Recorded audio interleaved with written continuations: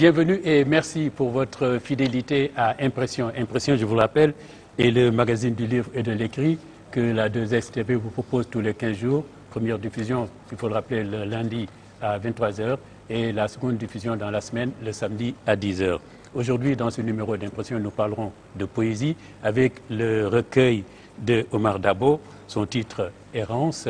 Dans les notes de lecture, nous parlerons le premier roman qui a pour thème un des travers de la société sénégalaise, la prostitution. Le roman de Pulpe et d'Orange était écrit donc par Mamadou Samb.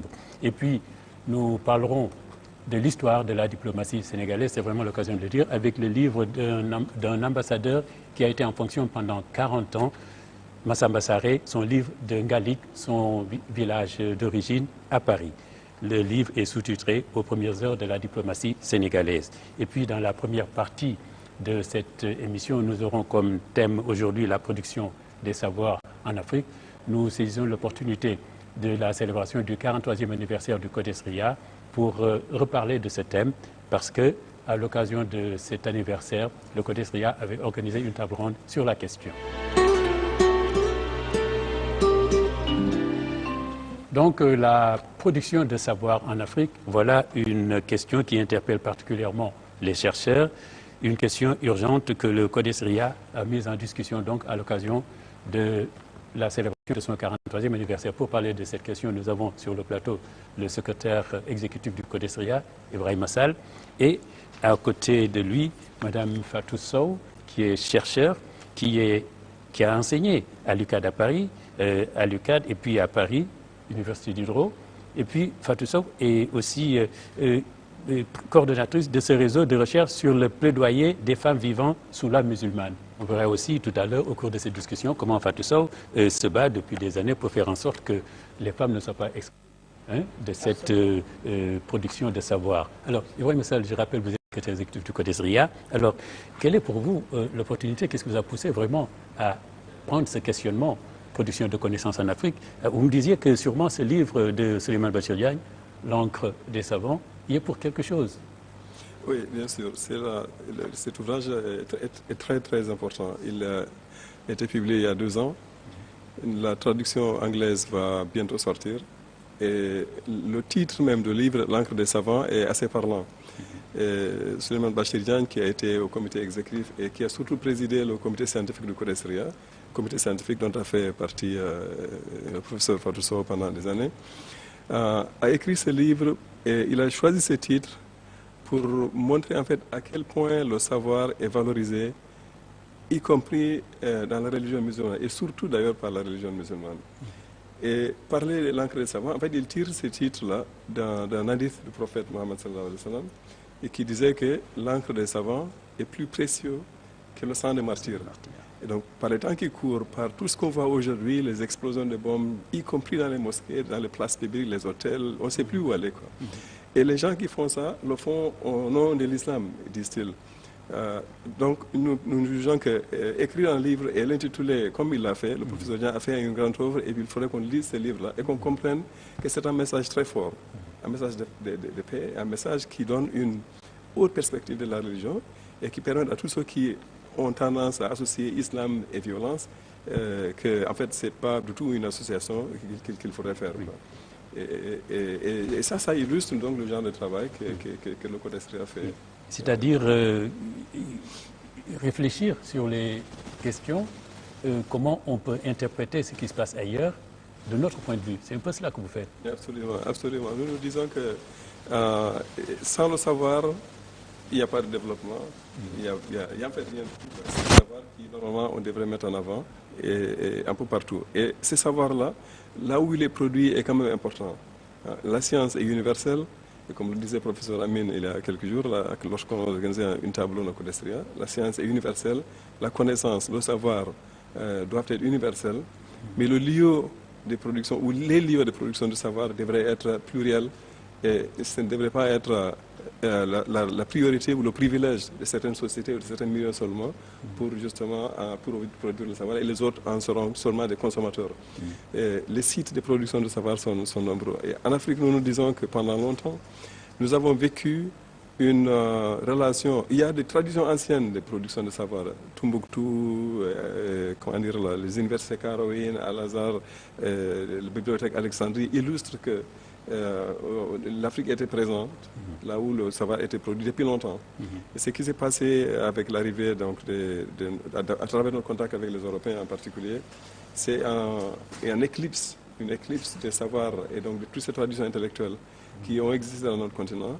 Et on a tendance à privilégier le savoir qui nous vient d'ailleurs et qui vient avec un bagage et avec des préjugés par moment. On a vécu pendant longtemps avec ce que le chercheur, le professeur Valentin Moudimbe, originaire du Congo, a appelé une bibliothèque coloniale. Oui. La manière de percevoir les choses, la manière de les appréhender, la manière de les analyser est fortement marquée par les origines, par des questions de classe, par le genre, par un certain nombre de facteurs. Et dans ce contexte-là, nous disons que, et c'est ça l'ambition du Codestria, c'est de faire en sorte qu'on interroge les questions à partir de là où nous sommes. Nous vivons en Afrique, nous avons une histoire qui nous est propre, nous avons des cultures, des conditions sociales particulières, et il va falloir que les Africains participent justement à la compréhension, au déchiffrage de ces réalités-là, et aussi qu'on sache porter notre regard sur le monde qui nous entoure. Et le savoir que nous produisons en Afrique serait, dans ce cas-là, une contribution au savoir mondial. Et c'est dans ces conditions seulement qu'on pourrait parler d'un savoir universel. Alors, dans la production de savoir, évidemment, je m'adresse à vous. On vous appelle d'ailleurs mère fondatrice du Codestria. Vous faites partie des gens qui ont porté le Codestria sur le baptisme. Mais dites-moi... Je vais avouer mais sans honte, c'est vrai que je ne suis pas une mère fondatrice du Codestria. Et que les personnes qui ont fondé le Codestria étaient des gens qui, à l'époque, dans les années 70, étaient bien sûr beaucoup plus âgés que moi, étaient bourrés de diplômes et avaient des positions dans l'enseignement supérieur très très élevées.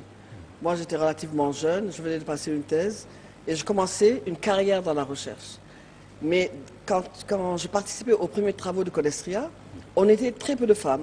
On pouvait se compter vraiment sur les doigts de la main. Nous étions enfin une ou deux ou trois, mais pas beaucoup plus, dans une assemblée pleine d'une centaine d'hommes.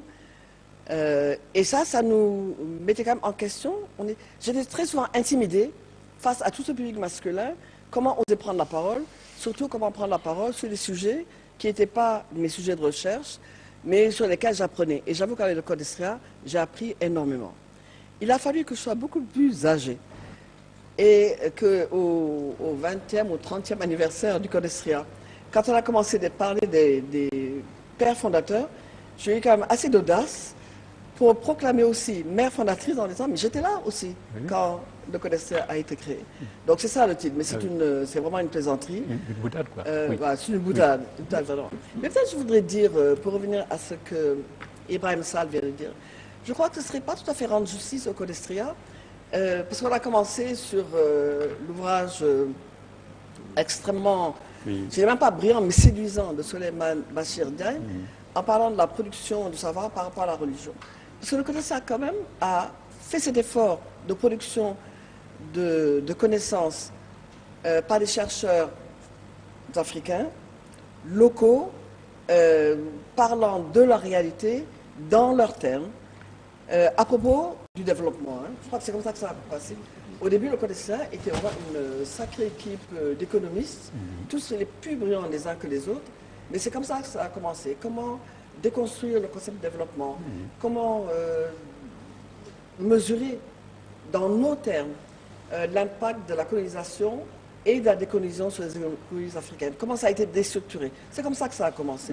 Et c'est progressivement que le Codestria a quitté ce cocon d'économie politique et est allé beaucoup plus progressivement vers la sociologie, la philosophie, les arts. Et bien sûr, le genre est entré... pas subrepticement, on a un peu cassé quelques portes pour pouvoir entrer, se faire de la place. Vous avez vraiment imposé cela, ce que vous n'avez pas pu faire à l'université pendant longtemps, imposer le point de vue des gens. Beaucoup plus tard. Pu le faire à Non, c'est beaucoup plus tard. Disons que je ne sais pas si on peut commencer le débat sur le genre maintenant, parce qu'on peut peut-être parler on un peu parle plus de choses maintenant.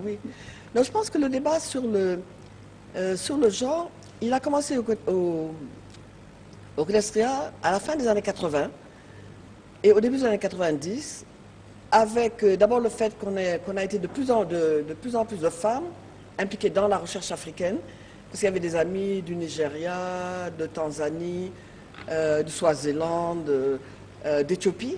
Donc on se retrouvait de plus en plus nombreuses au fur et à mesure que les femmes ont commencé à augmenter dans l'université. Et au fur et à mesure également que la question des femmes s'est introduite dans le monde. La question des femmes étant plus réservée à un féminisme localisé dans le Nord, aux États-Unis principalement et puis en Europe. Mais quand les Africaines elles-mêmes ont commencé à se réapproprier la question, en s'opposant d'abord aux femmes du Nord, parce qu'elles voulaient parler en leurs termes, elles ne voulaient pas qu'on leur impose une vision venue du Nord sur leur situation avec des interprétations sur leurs conditions. Donc c'est dans ce débat que nous avions entre nous-mêmes, et comme beaucoup d'entre nous étaient membres du CODESTRIA, on a commencé à interroger le CODESTRIA lui-même, pourquoi il y avait autant d'hommes, on les appelait d'ailleurs les old boys, pourquoi la question des femmes n'était pas là, et même quand on parlait d'économie, quel était l'impact de ces économies sur les femmes, en politique, pourquoi il n'y avait pas plus de femmes en politique, quel était l'impact des politiques d'ajustement structurel sur les femmes. Donc il y a un ensemble de questionnements qui étaient là, que nous prenions d'abord de toutes les grandes conférences des Nations Unies auxquelles nous avions participé et de tous les débats qui se tenaient dans le monde académique, dans la société civile, dans le monde et pas seulement en Afrique. Donc c'est comme ça que ça a commencé. Très bien. Mais pourquoi alors cette production de savoir? Alors c'est quand même, ça sert à quoi? Donner notre point de vue, décoloniser un peu tout ce qu'on a appris, mais en même temps donc faire des correctifs. Mais en dehors de cela, qu'est-ce qu'on peut en faire encore? Je pense que le débat sur le genre illustre bien en fait l'utilité de cette production de savoir. Parce que si on dépendait juste de ce que les gens disaient des sociétés africaines en ce qui concerne le genre, je pense qu'on aurait eu une vision assez limitée, assez tronquée justement de la réalité sociale. Et il faut savoir que ce qui sort des milieux intellectuels, le savoir produit, il est diffusé, il est partagé, il guide pratiquement tout ce qui se fait ailleurs. Les décideurs s'appuient sur le savoir qui est produit. Alors soit c'est le savoir que nous produisons, qui est produit bien chez nous, un savoir pris ailleurs, pour en fait formuler les politiques qu'ils formulent. La société civile s'appuie des analyses qui sont faites des réalités sociales pour dire que bon, telle situation est juste ou telle situation est injuste. Donc c'est très important par rapport aux pratiques sociales. Oui. Mais vous, chercheurs, cette production de savoir, mais c'est un vrai défi pour vous. Alors qu'est-ce que ça veut dire? Il faut pas réinventer, revoir tout ce qui a été dit sur nos modes de vie, sur nos moyens de nous développer, nos pensées, tout. Absolument. La production des savoirs, je voudrais préciser, elle est académique. Oui. Et ça, c'est notre domaine, disons. Mais la production de savoir, elle est partout. Parce que toutes les sociétés produisent des savoirs pour vivre et pour survivre. Comme le disait un de nos amis nigérians à la conférence que nous avons tenue il y a 2 jours, en disant il y a la production du savoir, des connaissances, etc. Mais il y a un ensemble de réflexions sur la société que l'on retrouve partout.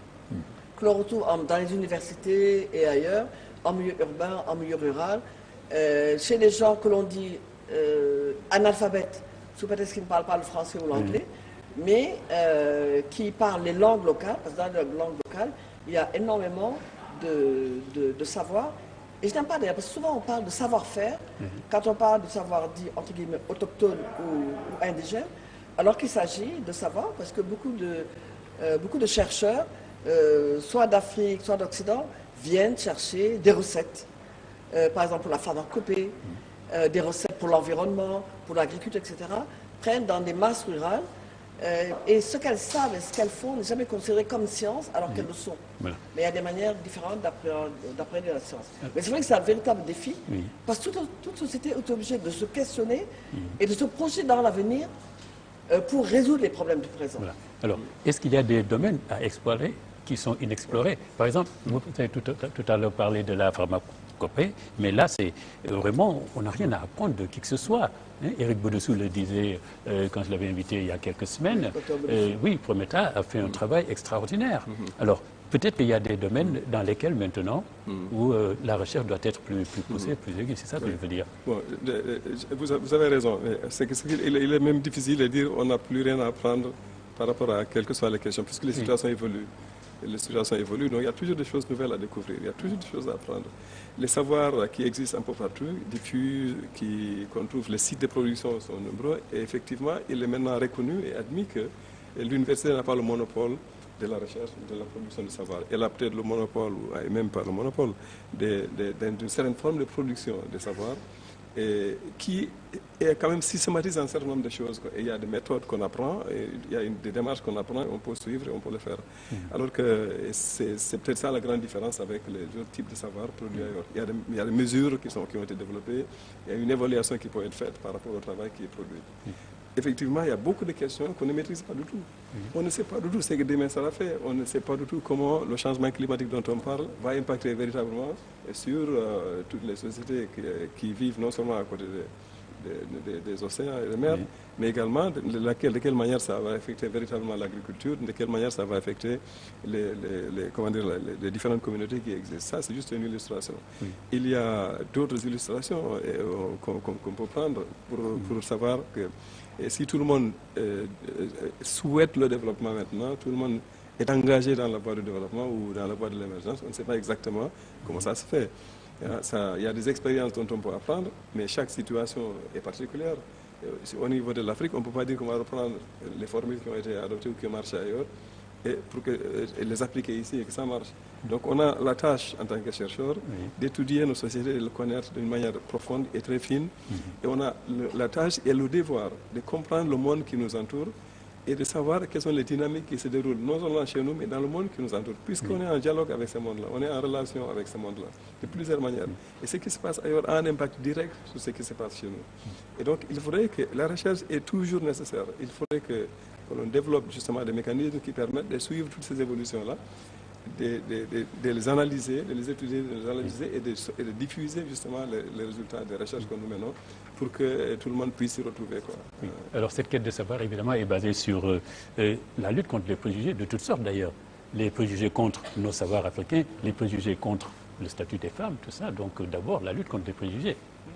Moi, je voudrais juste donner un exemple pour poursuivre ce que dit Ibrahim Sall. Je prends l'histoire africaine, par exemple. Ouais. Moi, j'avoue que quand j'étais petite à l'école primaire, je n'ai rien appris de l'histoire africaine. Ce que j'ai appris de l'histoire africaine, c'est l'Afrique vue à travers le colonisateur. L'Afrique commençait avec des grandes découvertes. C'est là que commençait l'histoire africaine que j'ai apprise à l'école. Et c'est littéralement avec mes enfants, une génération plus tard, que j'ai appris. Alors, je savais bien qu'il y avait la George, je savais bien qu'on avait des rois, qu'on avait des damels, etc. Mais les dates de la George, les batailles, tout ce qui était l'histoire sénégalaise, je l'ai appris lorsque les historiens sénégalais se sont remis à relire leur histoire et à écrire leur histoire. Que l'on parle de la haute antiquité, pour moi, elle était une haute antiquité haute. Parce que moi, l'Égypte, bon, c'est vrai que l'Égypte faisait partie de l'Afrique, mais je n'ai jamais appris dans mon école primaire que l'Égypte était une Égypte africaine, noire, que les pharaons. Il a fallu qu'il y ait Cheikh Anta Diop nous fasse une conférence pour que tout ça revienne, pour nous qui n'étions pas des historiens, mais qui ne connaissions l'histoire de l'Afrique qu'à travers les écrits de tous les livres d'histoire de mes classes d'école primaire et lycée entre 1950 et 1960. Et je pense pour les femmes également, je crois qu'il est extrêmement important, parce que les femmes en Occident, qui ont, c'est vrai d'une certaine manière, construit la revue des femmes de manière féministe, et à travers les images qu'on faisait, elles ont reconstruit l'histoire des femmes, et en même temps, elles nous ont permis de revoir nous-mêmes la manière dont on regarde les femmes en Afrique. Donc tout ça, sont des connaissances historiques, sociales, politiques, mais qui évoluent avec le temps, parce que le questionnement fait que l'on repense et que l'on reconsidère la science et qu'on fait bien sûr tomber des mythes, des préjugés, des stéréotypes, et qu'on fait un certain progrès. Donc cette production de savoir nous permet de changer notre regard sur notre vécu, le passé aussi bien que le présent. Alors maintenant, pour terminer, puisqu'on arrive à la fin de cette conversation, quel est le point de cette recherche de production de savoir? Est-ce que vous êtes satisfait de ce que vous avez déjà fait aujourd'hui Oui, je pense que je suis assez content de ce qui s'est fait. Sur plusieurs choses, parce qu'on est pleinement engagé là-dedans. Le CODESRIA a produit beaucoup sur tout le temps de questions. L'histoire, il y a le projet d'écriture de l'histoire générale du Sénégal, c'est une bonne illustration du fait qu'on ne peut pas dire que l'histoire a été écrite d'une bonne fois, parce qu'on a découvert plein de lacunes, plein de zones d'ombre, donc on l'a réécrit. Mais ça, c'est une chose parmi beaucoup d'autres choses que le CODESRIA est en train de faire. Des recherches portant sur les questions de gouvernance, sur les questions d'environnement, les questions de genre, les questions économiques, les relations avec les pays émergents qui sont présents chez nous. Il est plus que nécessaire, je pense, que les chercheurs africains se mobilisent justement pour pouvoir explorer davantage toutes ces questions-là et qu'on participe au débat intellectuel de la manière la plus... Et nous y sommes déjà. Et ça, c'est un motif de satisfaction, c'est que le CODESRIA est reconnu par tous les critères utilisés, y compris les rankings des think tanks, est classé parmi les meilleurs. Oui, troisième. Sur un certain nombre de questions, au niveau mondial d'ailleurs, on est classé parmi les organisations qui font un bon travail. Oui. Et ça, c'est juste un critère. Mais surtout au niveau du continent africain, je crois que maintenant, on trouve des membres du CODESRIA un peu partout, dans les gouvernements, dans les organisations des Nations Unies. Et on a une convention avec l'Union africaine, avec la Commission économique des Nations Unies pour l'Afrique. Et les gouvernements, notamment le gouvernement du Sénégal, a compris depuis longtemps que c'est important justement que la recherche africaine soit soutenue. Alors, ce que vous, les résultats de vos recherches, est-ce que ceux qui ont la décision politique, justement, les gouvernants, c'est la dernière question, est-ce qu'ils en tiennent compte, est-ce qu'ils les appliquent? Moi, je voudrais dire que au niveau des femmes, par exemple, je pense qu'on a fait un énorme progrès parce qu'on a mis ensemble, à travailler ensemble, des femmes chercheurs qui, venant de l'Afrique du Nord à l'Afrique australe, de l'Afrique de l'Ouest à l'Afrique orientale, pouvaient se réunir pour discuter ensemble de la situation des femmes. Et en même temps, essayer de déconstruire, comme j'ai dit, tous les préjugés. Donc toutes les questions d'identité qu'on fait autour du corps des femmes, autour du statut, mais on l'a vu avec la parité à l'Assemblée nationale, il y a eu tout un débat. L'avortement, en ce moment, est en débat, il y a un an. On a l'homosexualité qui est un débat au nom de la religion et de la culture. Donc il y a énormément de débats qui sont là, auxquels il faut réfléchir de manière, je devrais dire même scientifique et politique, pour qu'on puisse apaiser les esprits et quand même laisser les gens vivre leur vie et faire des progrès quand même en avançant sur les droits des individus. Voilà, merci Fatou Sow. On fera un entretien pendant 1 heure pour aller au fond de toutes ces idées que vous développez. Merci parce que là, nous avons beaucoup. Merci Ibrahima, secrétaire exécutif du CODESRIA, Ibrahima Sall, d'être venu donc nous parler de cette urgence, de cette importance et des objectifs de cette production du savoir en Afrique. Je vous remercie.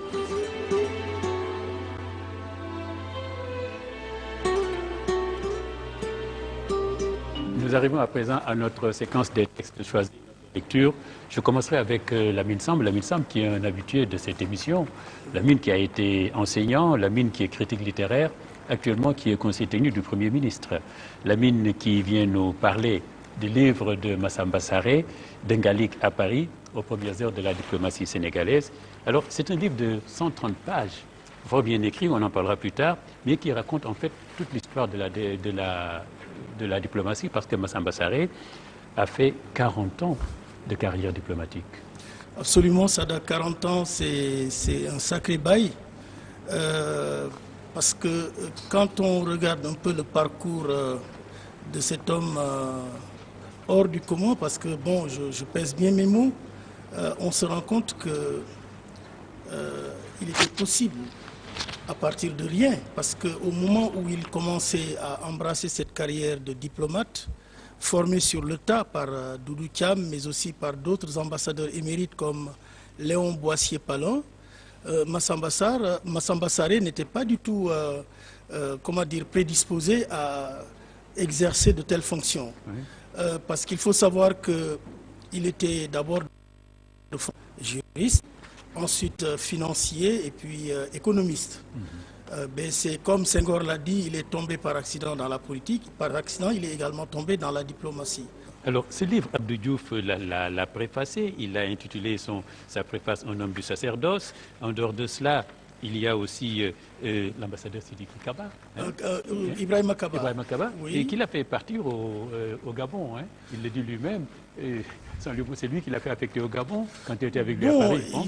Je ne le dirai pas comme ça, mais bon, l'ambassadeur Ibrahima Kaba, avec tout le mérite qui est le sien, mais aussi toute l'honnêteté qui le caractérise, a dit à propos de Massamba Sarré, dont il était le ministre conseiller à Paris, quand Massamba Sarré était ambassadeur du Sénégal à Paris, a dit que, bon, même s'il refuse de reconnaître que c'est lui qui a été à l'origine de sa nomination comme ambassadeur au Gabon, il reste convaincu, lui, Ibrahima Kaba, que l'ambassadeur Massamba Sarré n'y était pas pour rien. Voilà. Bon, voilà donc un peu, je crois, les termes dans lesquels il s'exprime dans son témoignage. Oui, on peut le comprendre comme je l'ai dit. Oui. Mais dites-moi, Lamine, alors, le Premier ministre, Mohamed Boun Abdallah Dionne, a aussi écrit dans ce livre.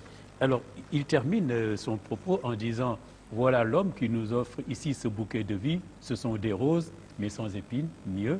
Ce sont des roses disparants auxquelles il tient tant comme le comte de Lille, car tout chez tonton Mas, il dit tout chez tonton Mas est grâce, finesse, pardon, prière, tendresse, respect, un diplomate rare dans notre temps du monde, ma fierté et mon modèle. » C'est le Premier ministre qui dit ça de lui. Absolument, absolument. Mais vous auriez été là le 16 mars dernier, lors du lancement de ce livre aux affaires étrangères, que vous comprendriez pourquoi il le dit. Parce qu'il dit qu'il avait 28 ans quand son père l'a amené chez Massamba Sarré, qui était son ami personnel. Et le jour de la présentation du livre, le Premier ministre disait qu'il avait 56 ans. Donc ça faisait 28 ans qu'il était avec l'ambassadeur Massamba Sarré. Donc vous comprenez bien pourquoi il témoigne de cette façon-là. Mais il y a plus. À propos des roses disparantes, l'ambassadeur dit dans son livre que quand il a été affecté à Téhéran, comme premier noir ambassadeur auprès du Shah d'Iran, ce à quoi il a d'abord pensé, c'était un poème de Le Comte de Lille, Les roses disparantes. D'ailleurs, il fait même... il cite quelques vers de ce poème-là, et ce qui montre d'ailleurs un peu la culture prononcée de cet ambassadeur pour la littérature. Alors, il est arrivé en Iran en 1972, et justement, ça a coïncidé avec ensuite la chute du Shah d'Iran, et avec l'imam Khomeini. Mais là, il a montré, et ça c'est au fait vraiment qu'on pourrait dire, parce qu'il n'a pas... il est resté. Voilà, il est resté. Il est resté, on lui disait d'aller se réfugier. Voilà, il y a les risques attachés à tout métier, comme on l'appelle d'ailleurs, on dit les risques du métier. Mais il y a au moins deux risques dans lesquels on le retrouve, cet ambassadeur émérite. C'est d'abord au Maroc, où il fut pour la première fois ambassadeur. Vous savez, le coup d'État de Oufkir? Non, pas de Oufkir, mais Skirat, voilà, exactement. Il était là. Il était là, et l'ambassadeur du Maroc au Gabon a été pulvérisé par une grenade dans une cabine de là, et il a de très peu raté, enfin, heureusement d'ailleurs pour nous, il a échappé donc à ce comment on appelle ça? À cet attentat. Oui, à cet attentat. Bon, il y a évidemment, quand on lit le texte, un passage très humoristique relatif à cela, mais il y a le deuxième risque qu'il a pris pour sa vie, c'est à Téhéran, effectivement, lorsque Khomeini est arrivé au pouvoir, le président Senghor, choqué vraiment comme on ne le fut jamais, a dit, parlant de ce coup d'État, enfin de ce renversement du Shah, que c'est une catastrophe. Et aussitôt après, les journaux avaient titré Senghor, Khomeini, c'est une catastrophe. Et tout le monde a eu peur pour l'ambassadeur Massamba Sarré. Les autres ambassadeurs, ses collègues, prenant peur pour lui, lui ont demandé de venir se réfugier chez eux. Et il a refusé. Il a catégoriquement refusé. Il dit que je reste dans mes locaux. Et d'ailleurs, pour cela, je voudrais vous lire que ce passage-là du livre. Même, pour le Maroc, il a montré qu'il avait le sens de l'humour.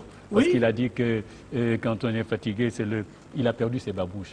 Il a perdu ses babouches. Son épouse, que je salue au passage, est allée donc le prendre avec la voiture. Elle a croisé en route, cheminant comme Hère, là, un pauvre Hère, et il avait des babouches qui n'étaient pas de même couleur. Bon. Et bon, ça fait rire, quoi, parce que bon, même dans la douleur, mais il a quand même pensé qu'il fallait révéler cet élément-là. Alors, il y a ici ce passage qui montre bien que l'ambassadeur Sarré était un homme vraiment un homme d'une autre teneur. Il dit ceci. En raison de la crise qui prévalait, je reçus l'ordre, toute affaire cessante, de rentrer au Sénégal. Je fis partir tout le personnel et décidai de rester à mon poste. Interrogé par les médias internationaux sur ces événements, le président Senghor affirma sans embâche que c'était une catastrophe. Et ce fut la une des journaux. Mes collègues m'appelèrent et m'invitèrent de façon touchante à me réfugier dans leur ambassade. Ils voulaient assurer ma sécurité et m'éviter de subir ce qui s'était passé dans certains pays du Maghreb où les ambassades iraniennes furent saccagées. Je déclinai courtoisement leurs offres et décidai de rester à mon poste, quoi que cela eût pu me coûter. Heureusement, rien de ce qu'ils craignaient n'advint. Qu'on ne trouve ni bravade, encore moins inconscience dans mon attitude. Les risques liés à la profession appartiennent à la profession. Et il faut donc savoir se hisser à leur hauteur et les assumer. C'est la seule façon d'être digne de sa fonction. Et d'ailleurs, c'eût été pour moi une désertion de fait de se dire à soi-même « courage, fuyons ». Il était urgent d'attendre et comme un capitaine, ne jamais abandonner le navire en période de tempête.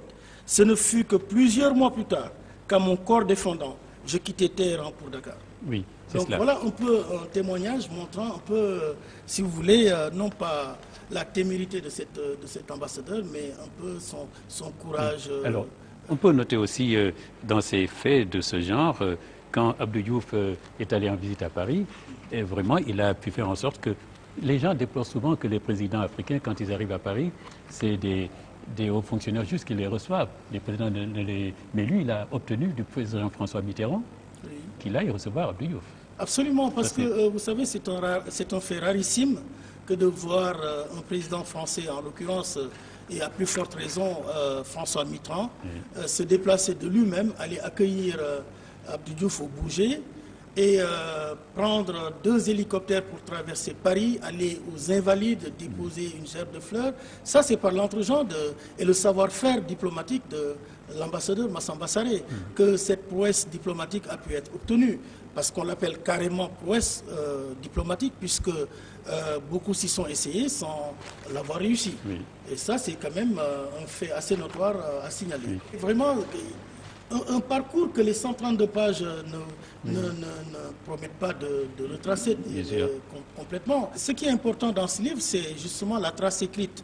La trace écrite qui est d'un niveau très soutenu, à l'image d'ailleurs de l'homme, puisque Senghor, tout le monde connaît Senghor par sa verve, par son style, par son verbe aussi.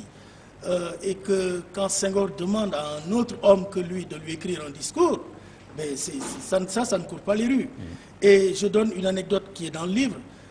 Lorsque, après la rupture avec la Fédération du Mali, enfin, avec Modibo Keïta, Senghor allait le rencontrer pour la première fois à Caille, il avait demandé à Abdou Diouf de demander à Massamba Sarré de lui faire le discours.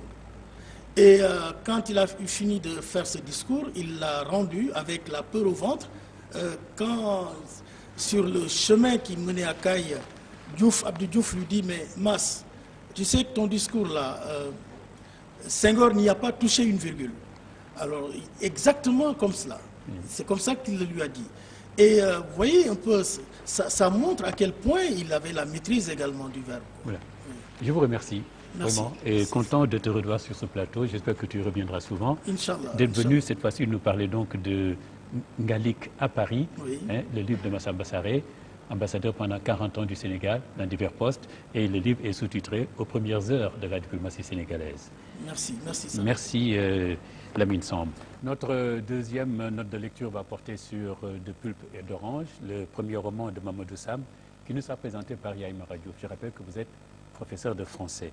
Alors, l'auteur, il a produit plusieurs romans. Oui, Mamadou Sambou, plusieurs productions romanesques à son actif, je dirais.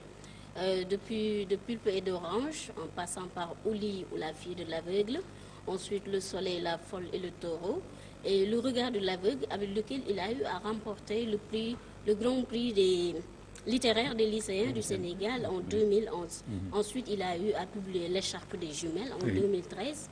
Et tout récemment, c'est le roman Les larmes de la reine qu'il a eu à publier tout récemment. Alors, Ce qu'il faut d'emblée retenir pour cette bref aperçu sur l'auteur, c'est que c'est un auteur qui s'est toujours intéressé à la condition féminine en Afrique et au statut de jeune fille africaine.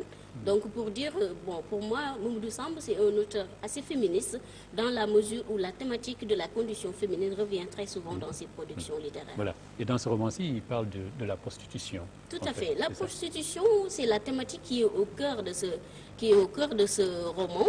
Donc, il s'agit d'une autobiographie poignante d'une jeune étudiante, fille-mère et prostituée, qui vend son corps quand son emploi du temps le lui permet, comme elle le dit, d'emblée dès l'ouverture.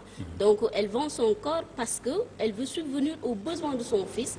Elle veut aussi lui assurer un avenir meilleur. Oui.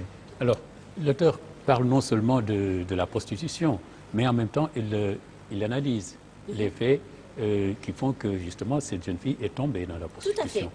Comment l'héroïne du nom de Seynabou Diagne en est venue à vendre son corps ou bien à cette prostitution? C'est tout un ensemble de paramètres parce qu'on ne devient pas prostitué comme ça un bon jour. Il y a tout un ensemble de paramètres ou de causes, je dirais. Donc c'est d'abord une enfance très difficile. Une enfance avec une mère qui, à l'âge de 23 ans, entre dans le mariage. Ensuite, c'est avec un père qui a la cinquantaine carrément, déjà époux de 4 femmes et 18 enfants, et qui finalement va sombrer dans la folie suite à une offense publique. Donc là, après cette enfance, il y a l'âge d'adolescence.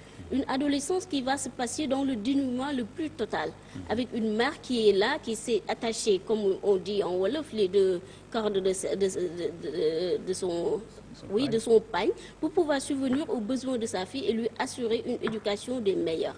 Donc dans cette adolescence faite de dénuement, Seynabou Diagne sera en fait séduite et engrossée par un de ses professeurs de français, un jeune professeur du nom de Hassan, donc Azou dans le roman, donc qui va l'engrosser et qui va la laisser à elle-même. Alors après cette phase, donc quand sa mère a appris la grossesse de celle en qui elle plaçait beaucoup d'espoir, cela l'a anéantie et elle n'a pas pu supporter. Elle en est morte de chagrin, donc elle se fit finalement heurter par une voiture en sortant de l'hôpital. Voilà. Alors, qu'est-ce qui se passe après? Désormais, Seynabou Diagne est toute seule au monde. Elle n'a que son fils avec elle et elle doit subvenir aux besoins de ce fils-là. Alors, elle est à la recherche d'un travail qui lui permettra de subvenir à ses besoins et de pouvoir poursuivre ses études. Finalement, dans cette recherche de travail, c'est la prostitution qui va tomber devant elle. Du moins, c'est le monde de la prostitution qui va s'ouvrir devant elle. Et comment ce monde de la prostitution va s'ouvrir devant elle? Donc, comment il s'appelle encore? Mamadou Samb nous le dit au niveau de la page déjà 80. Donc, qu'est-ce qui s'est passé? Donc, c'est une nuit, elle recherchait le travail. Donc, elle a été abordée par un homme d'une cinquantaine d'années au volant d'une voiture qui lui a proposé les choses. Et c'est ainsi qu'elle est entrée dans le monde de la prostitution. Voilà. Et l'auteur d'ailleurs décrit très bien dans ce roman, il nous raconte un peu comment ça se passe dans le monde de la prostitution. Tout à fait. Le monde de la prostitution, parce que c'est un monde assez complexe, c'est un monde de débauche, c'est un monde de dérive également. Qu'est-ce qui se passe? Il faut rechercher soit un rabatteur ou une rabatteuse. C'est-à-dire ces personnes-là qui sont en quelque sorte les intermédiaires entre la prostituée et le client. Alors, dans cette recherche, Maïmouna, du moins, Seynabou Diagne va tomber sur une dame du nom de Adja Bintou Faye. Adja Bintou Faye, déjà, avec le nom, on a des consonances de quelqu'un qui vient de la Mecque. Donc, elle est déjà dans le roman, son port vestimentaire laisse voir une femme qui a des apparences de quelqu'un qui vient juste de sortir, du moins de descendre de la Mecque en quelque sorte. Donc, Adja Bintou Faye est la rabatteuse très influente, très réputée également dans le milieu. C'est elle qui va se charger de la formation de Seynabou Diagne, mais qui également va l'aider à avoir une clientèle assidue et très riche. Et cette prostitution, comment on va l'appeler dans le roman? C'est la prostitution de classe. Et tenez-vous, pourquoi une prostitution de classe? Parce qu'on n'a affaire qu'avec ceux d'en haut, c'est-à-dire les décideurs, comme elle les appelle. Et voilà ce qui nous pousse ce qui va nous amener tout simplement à voir la composition de cette clientèle de Seynabou Diagne. Voilà, très bien. Le roman, en fait, Mamadou Samb, par De Pulpe et d'Orange, nous montre tout simplement les travers de la société. Bien sûr, les travers de la société, il nous le montre de fond en comble. C'est une société en dérive que Mamadou Samb nous présente, avec des thématiques comme l'avortement clandestin, des praticiens qui sont là à l'affût de jeunes filles en souffrance, à l'affût de jeunes filles qui sont dans la même situation et qui leur souturent beaucoup d'argent comme ça. Il y a également cette prostitution déguisée des dames, de grandes dames de la société qui, sous le couvert ou bien sous le manteau de femmes voyageuses ou bien de femmes d'affaires, pratiquent cette prostitution pour cacher cela, ou du moins à leur entourage, à leur mari proche. Donc il y a à côté de cette prostitution également déguisée des femmes, il y a ces problèmes de frontières entre les pays africains. Il les évoque dans le roman, toute cette paperasse qu'on nous demande quand on doit quitter un pays africain pour aller dans un autre, alors qu'on est lié pratiquement par le même destin, par la même histoire. À côté également, il évoque des thématiques de la pauvreté, de la misère criarde qui sévit dans nos sociétés africaines également. Merci Yaïmara Diouf, merci d'être venu nous faire cette belle présentation. Donc, je rappelle, c'est le premier roman vraiment de Mamadou Samb. Le premier roman qui en est à sa troisième réimpression depuis 1979. Merci beaucoup. Je vous en prie.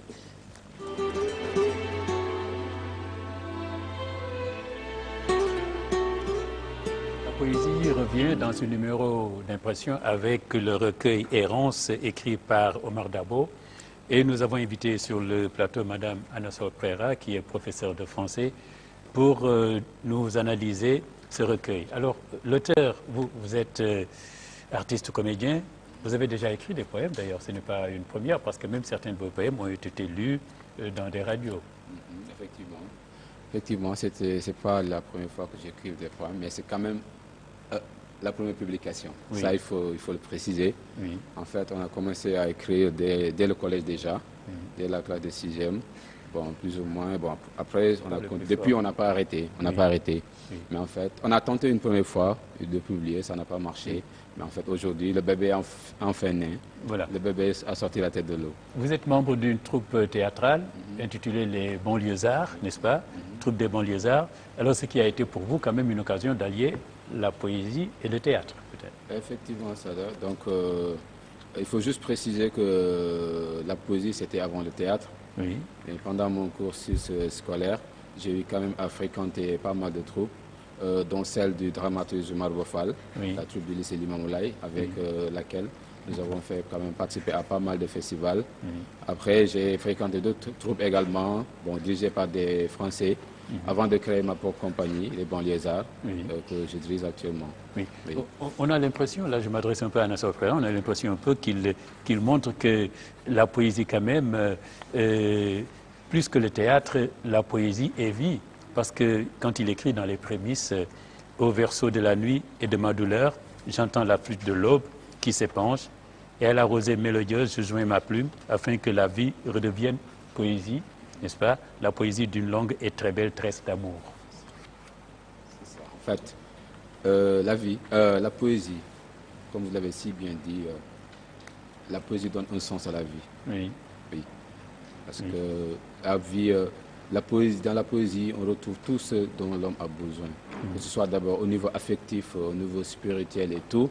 Donc c'est seule la poésie pour nous assurer ce gaz-là. Dites-moi, Anassor Prera, vous qui avez lu ce recueil et là pour nous en parler, est-ce que vous avez senti, quand vous l'avez lu, que c'est l'œuvre de quelqu'un qui s'est déjà familiarisé avec l'écriture poétique, avec la poésie? Oui, je crois que la poésie de Omar Dabo est une poésie lyrique, une poésie d'amour essentiellement, mais une poésie engagée. Donc à l'écriture seulement, on se rend compte que c'est quelqu'un qui aime bien écrire. C'est pourquoi il y a une certaine rigueur, il faut le noter, dans l'écriture. Dès les prémices déjà, donc, le poète se forge une destinée. Il se veut lumière dans la détresse et l'obscurité qui caractérise le monde. C'est une poésie que j'inscrirai dans un symbolisme. Parce que, et à l'instar des symbolistes du 19e siècle, il laisse au lecteur le soin de découvrir le sens caché des choses. C'est ainsi que je comprends qu'il ne donne pas de titre à ses poèmes. C'est comme s'il voulait laisser le soin donc, au lecteur. S'il ne voulait pas, c'est comme s'il évitait de donner au lecteur des attentes de lecture. Alors, c'est une poésie de quête, hein, la quête de l'amour. C'est une poésie de quête, la quête de l'amour. Le poète se sent seul. D'ailleurs, dès les premières pages, dès le premier poème, il parle de vide, hein, à la deuxième strophe, de vide, de tristesse, de silence. Hein. Il se sent vraiment seul. Et à la page 23, il va dire, par rapport à cette solitude causée par le départ de l'être aimé, hein, il dit: maintenant que tu es parti, je suis livré. Hein, ça me rappelle un peu Lamartine qui disait: un seul être vous manque et tout est dépeuplé. Alors c'est une quête pour retrouver l'amour perdu. Et pour combler ce rien, le poète est très déterminé. Ce que je vois. Au poème 2, il parle de scruter, fouiner, chercher encore, hein, sillonner, lorgner, patauger, c'est dire que rien ne l'arrête pour retrouver l'amour. Oui. Hein? Sa poésie est rythmée, hein, de sensualité, hein, de volupté. Hein? Le poète se nourrit en quelque sorte de souvenirs. Se nourrit de souvenirs, mais garde l'espoir, hein, de lendemain meilleur. Garde l'espoir d'un bonheur retrouvé grâce à l'amour. Et ce bonheur-là, je crois, et cet espoir est maintenu par la conclusion de la missive de Paulel. Nous reviendrons certainement sur le sens du mot Paulel. Paulel qui dit à la fin de sa missive, qui conclut, peut-être, dit, alors adieu, ô toi que j'eusse aimé, ou peut-être au revoir. Son moi est dévasté, le poète, mais il entrevoit quand même le bonheur. Et cette première partie, donc, est une poésie vraiment éminemment, je vais dire, un appel à l'être aimé. Et c'est dans la deuxième partie maintenant qu'on découvre le poète, l'engagement du poète vraiment, qui veut faire de la poésie une arme. Hein, une arme, un outil pour combattre l'injustice, hein, pour combattre les maux de la société. Hein. Dans cette deuxième partie justement, composée de 8 poèmes, c'est la révolte. Hein. Le poète semble se défaire un peu de ses souvenirs, hein, comme s'il reprenait une sorte de souffle. Hein. Il interpelle Paulel, l'apostrophe, la tense même, hein, dans le poème 10. Là, c'est comme s'il voulait revenir à la raison. Mais ça n'a pas duré, il revient encore à la sensualité et à l'amour. Oui. Alors, vous avez parlé de quête, oui, le titre Errance montre vraiment que c'est une quête, l'errance à la recherche de l'amour, vraiment l'amour est omniprésent dans ce recueil, avec beaucoup de sensualité, comme vous dites, mais en même temps, sur les traces de Paulel. Paulel, pas seulement le nom Paulel d'une jeune fille, mais Paulel qui représente aussi beaucoup plus qu'une femme aimée, adorée et qu'on recherche. En fait, je vous remercie, madame, pour cette analyse. Vraiment, vous avez été au fond.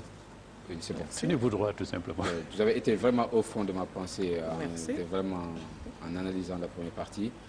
En fait, cette quête de Paulel, cette quête de l'être aimé, c'est pour nous permettre de nous préparer pour le combat à venir. Et ce combat, c'était cette deuxième partie.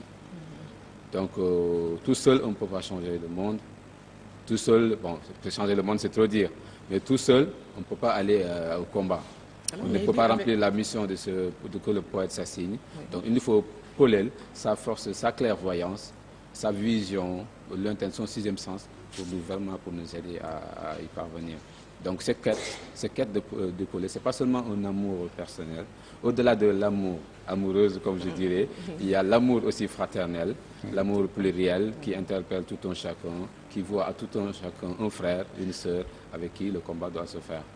Voilà. Tout à fait, c'est pourquoi je disais qu'il recherche un amour individuel, mais dans un sens plus large, c'est l'amour pour le bonheur de l'humanité, l'honneur de l'humanité. Alors, c'est pourquoi dans la deuxième, pour parler un peu de Polel, il y a un symbolisme autour de Polel. Hein. Polel, c'est un mot de la culture poulard. C'est d'abord un prénom d'une femme, Polel. Avant ça, c'est le nom d'un oiseau. Ah oui. Oui, d'un bel oiseau, pas n'importe lequel. Oui. D'un bel oiseau entouré d'un certain mystère. Certains disent même dans la culture halpoulard que Polel est un oiseau venu du paradis. Bien sûr. Donc qui protège. Très bien. Hein, donc, et c'était aussi le nom d'une reine. Donc il y a l'idée de puissance, de protection, et ça représente la beauté. Voilà. Donc c'est une transposition. Au départ, c'était juste le nom d'un oiseau, mais pas n'importe lequel. Donc, et on a transposé pour parler de beauté, hein, lorsqu'on emploie le mot Polel. Effectivement. Alors, il disait que l'amour, avec l'amour, on peut tout faire. Effectivement, il pense même qu'avec l'amour, on peut libérer beaucoup du haram. J'ai bien aimé ce jeu de mots. Effectivement. Voilà, je disais un jour que si Boko Haram, les gens de Boko Haram savaient ce que Boko Haram signifiait en Wolof, ils auraient changé de nom. Alors, c'est ça qu'il dit, qu'avec l'amour, tout est possible. Avec l'amour, on peut même libérer beaucoup du haram. Et donc, voilà, et donc dans la deuxième partie, il définit maintenant le rôle du poète et le rôle de la poésie. C'est le poème 15. Il dit, voilà, vienne une poésie nouvelle pour nous sortir des caniveaux, une poésie nouvelle pour sauver nos âmes des doigts de l'égoïsme impudique, une poésie qui aiguise sa plume et la croise contre le fer de la tyrannie, de la soumission et de la prostitution, une poésie qui crie sa hargne contre les religieux sans religion, contre les politiques antipolitiques et contre les humanistes sadiques. Vienne une poésie nouvelle, faite des phénomènes de toute race, de tout rythme et de tout Dieu, et la nature elle-même et la vie ne seront plus que poésie, la poésie d'une longue et très belle tresse d'amour. Je crois que là, c'est tout à fait défini ce qu'il pense, lui, du rôle de la poésie. Parce que vous pensez en fait qu'avec la poésie, on peut... c'est une panacée. C'est un remède absolu à tous les maux. La poésie peut... La réconciliation, la paix, la poésie pourrait apporter solution à tout ce qui nous chagrine dans la vie. Ce qu'il faut auparavant pour régler tous ces maux qui gangrènent, qui empêchent la bonne marche de notre existence, excusez-moi, c'est d'abord réveiller ce fibre amoureux, cette capacité d'émotion qui est cachée en tout un chacun. Donc il y a des malentendus, il y a des guerres, tout ça, parce que finalement on est arrivé à un moment où les cœurs se sont taris. Et il n'y a pas mieux que la poésie, la musicalité de la poésie, et vraiment pour réveiller ce sentiment, cette lumière cachée en tout un chacun. Et dès lors que ça se réveille, on est sensible, on est réceptif à tout message, on peut voir autrui autrement qu'un ennemi ou quelque chose comme de ce genre. Donc on peut s'asseoir autour d'une table, trouver ensemble des solutions, discuter et régler les problèmes, quoi, en quelque sorte. Donc il n'y a que la poésie, à mon sens, qui peut amener à ces faits-là. Et pour mieux illustrer sa veine contestataire, il fait un clin d'œil à Oyono, avec le vieux nègre et la médaille. À Senghor. À Senghor aussi. À Senghor, oui. Chantre de la civilisation et de l'universel, donc de la poésie pour lui, pour le rendez-vous du donner et du recevoir, mais surtout à Hugo. J'ai noté que son dernier poème, je vais dire, rappelle Demain des l'aube de Hugo. Quand Hugo projette un voyage spirituel pour aller rencontrer sa fille bien-aimée, ici, Dabo projette un voyage dans le temps et dans l'espace pour conquérir, pour découvrir l'amour, pour le culte de l'amour, l'amour universel, et donc pour la paix dans le monde, parce que quand les cœurs sont remplis d'amour, forcément la violence peut être vaincue. Parce que ce poème dont elle parle se conclut ainsi, ma douce des horizons, pour le seul culte de l'amour. Oui. En fait, l'amour est omniprésent. Et il dit j'irai par les chemins, donc ça rappelle un peu Ça, demain, j'irai voir, j'irai par J'irai les voir. chemins. Oui. Donc voilà, c'est un projet aussi, il montre sa détermination, comme Hugo qui était déterminé à Allez voir ça. aller à la tombe de sa fille, malgré les obstacles. Lui aussi ne compte pas s'arrêter, malgré les obstacles. Hein, malgré les difficultés qu'il aura à rencontrer certainement pour aller à la rencontre de l'amour, pour le culte de l'amour.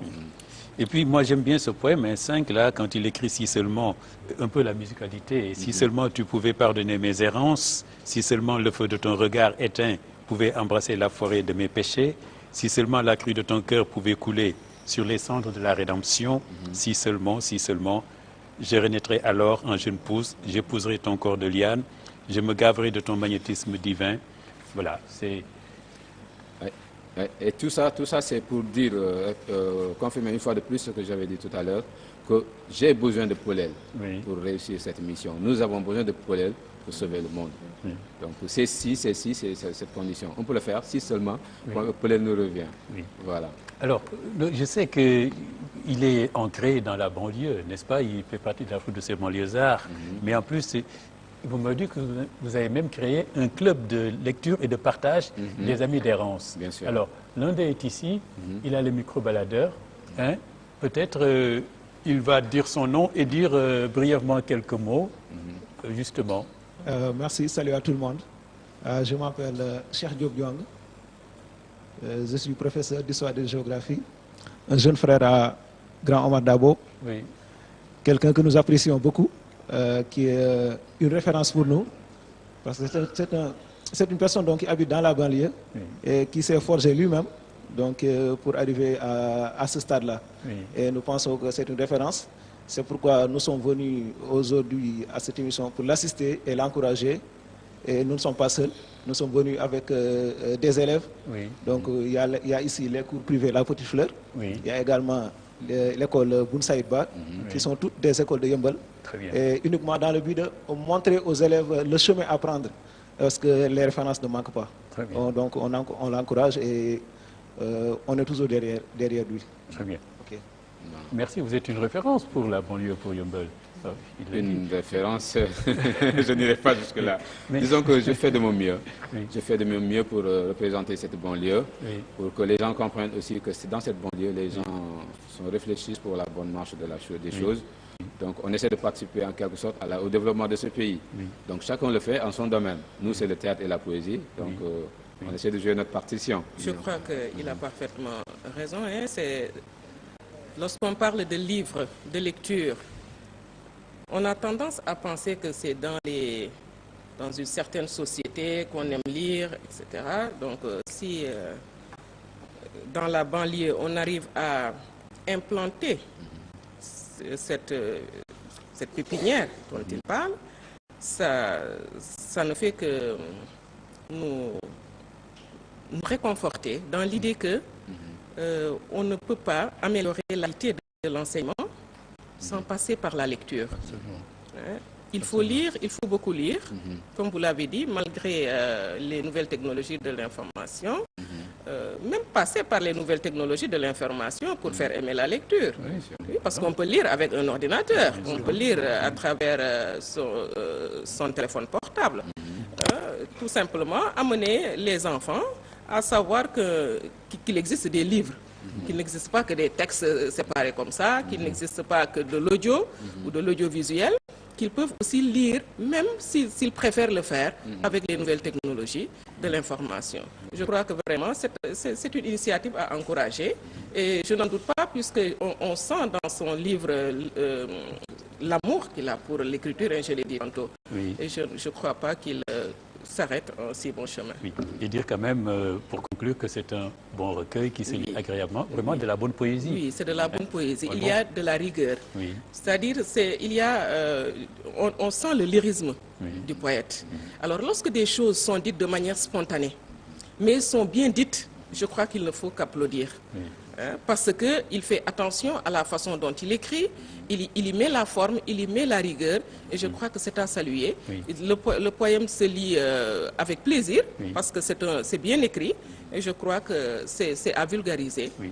Et puis, il n'y a aucun hermétisme, ce qui est clair, on comprend clairement. Oui, il suffit de lire pour comprendre. C'est-à-dire, c'est on se dit peut-être que c'est quoi, que signifie Polel, c'est quoi ou c'est qui, mais on comprend à la lecture de chaque poème. Et donc, je crois que même ces petits-enfants pourront comprendre le livre, pourront comprendre les poèmes.